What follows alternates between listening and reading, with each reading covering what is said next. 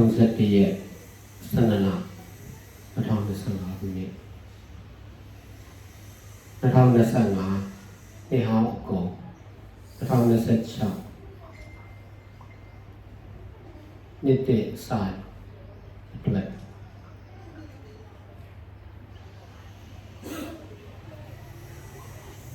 ဘဝရာတရား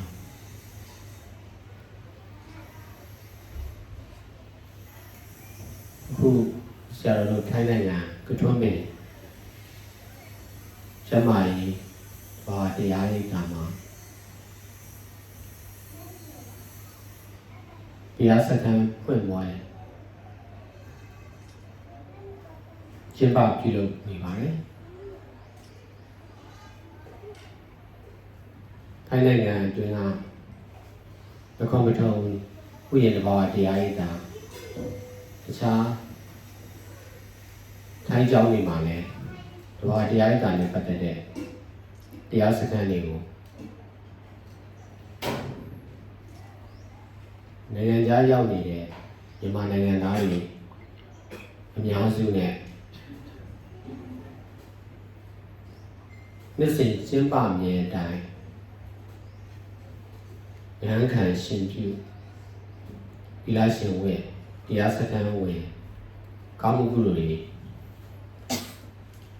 ပြုလုပ်ဖြစ်နေပါတယ်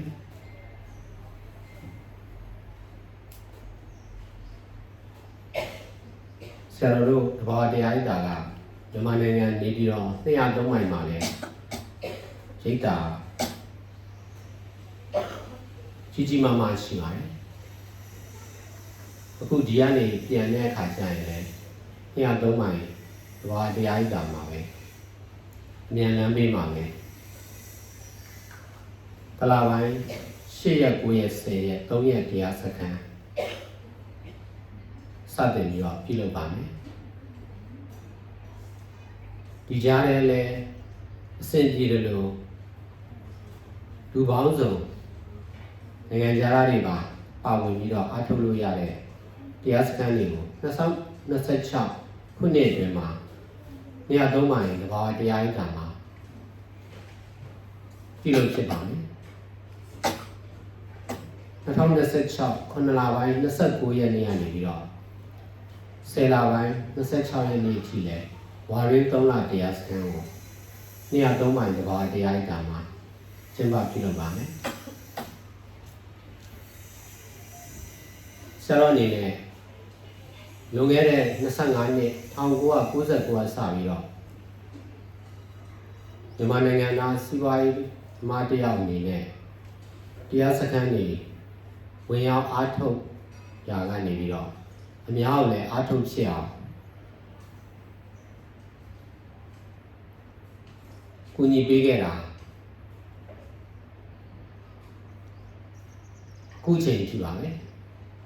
ဒီဇိုင်းမမှန်ပြုလုပ်တဲ့အတွက်လည်းဆရာတော်ရဲ့အလုပ်တွေပြောင်းလဲလို့စိတ်တွေပြောင်းလဲဘဝတွေပြောင်းလဲတယ်လို့အများကိုလည်းအခုလိုဒါနသီလဘာဝနာအလုပ်တွေကိုဒီဇိုင်းမမှန်လွတ်လွတ်လပ်လပ်အကန့်အသတ်မရှိကောင်းမှုကိုပြုလုပ်ခြင်းတဲ့လူတိုင်းနဲ့စုပေါင်းပြီးတော့ပြုလုပ်နိုင်အောင်ဥဆောင်ကူညီပေးခဲ့တဲ့အတွက်လည်း2009ခုနှစ်ကစတင်ပေါ်ပေါက်လာတဲ့မြန်မာနိုင်ငံကအခြေစိုက်သဘာဝတရားရိပ်တာတွေကခုဆိုရင်ဗီယက်နမ်အမေရိကန်အိန္ဒိယမလေးရှားထိုင်ဝမ်အခုလည်းထိုင်းနိုင်ငံမှာအချိန်အဟုန်နဲ့အားထုတ်တဲ့လူတွေအပါအဝင်တရားရိပ်တာတွေလည်းပို့ပြီးတော့များပြားလာပါတယ်လောကီလုပ်တွေကိုစွန့်နိုင်တဲ့လူတွေကစွန့်လို့ပြီးတော့တရားလုပ်ကိုပဲစောင့်ချပြုလုပ်ခြင်းအဖြစ်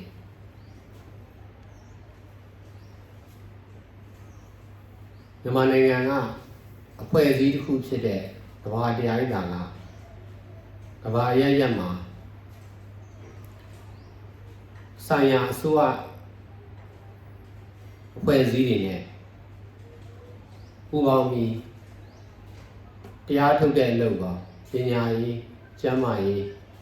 လူမှုရေးတိရစ္ဆာန်ထိန်းသိမ်းဆောင်ရှောက်ရေးအစရှိတဲ့ကောင်းမှုကုသိုလ်အလုပ်ပေါင်းစုံကိုကြည်ကြဲပြန့်ပြုလုပ်ဖြစ်နေပါတယ်အဲဒီအတွက်အခုလိုမြန်မာနိုင်ငံရေးအပြောင်းအလဲမှာမြန်မာပြည်တွင်းမှာလည်းမြန်မာနိုင်ငံသားအများစုနိုင်ငံရေးသမားတွေမှာပူးပေါင်းပြီးတော့ခုလိုကောင်းမှုကုသိုလ်လုပ်တွေကိုလုပ်လို့ရတယ်လို့အစွမ်းကုန်ပြုလုပ်ပါပါမယ်ခေတ်ကာလအခြေအနေအရပြည်တွင်းမှာလည်းတရားစခန်းတွေကျင်းပပြုလုပ်ရတာဒီ2026မှာတော့မြန်မာနိုင်ငံထဲမှာပါသူတို့ဖြစ်နေရ3မိုင်တဘာတရားဣဒ္ဓမှာတရားစခန်းတွေကျင်းပပြုလုပ်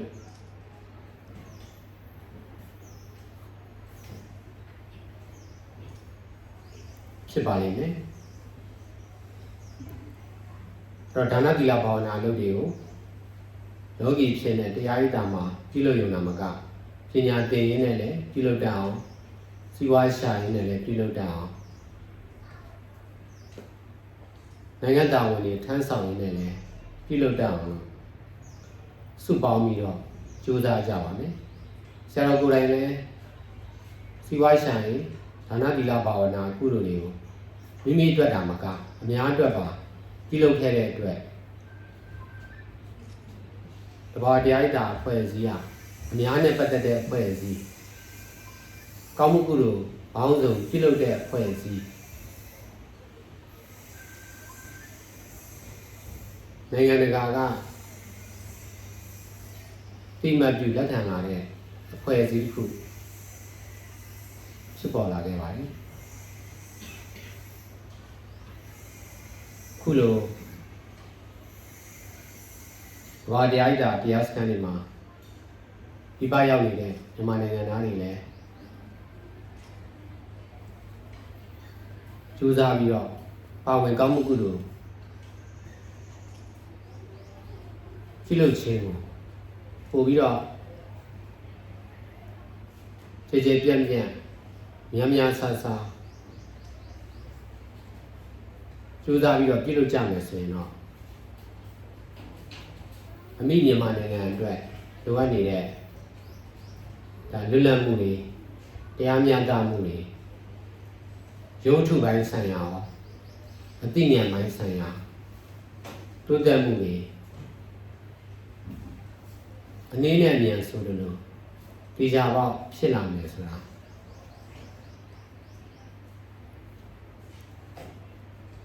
ဆရာတော်အနေနဲ့အလေးနဲ့ဟောရတဲ့စကားပြောကြပါတယ်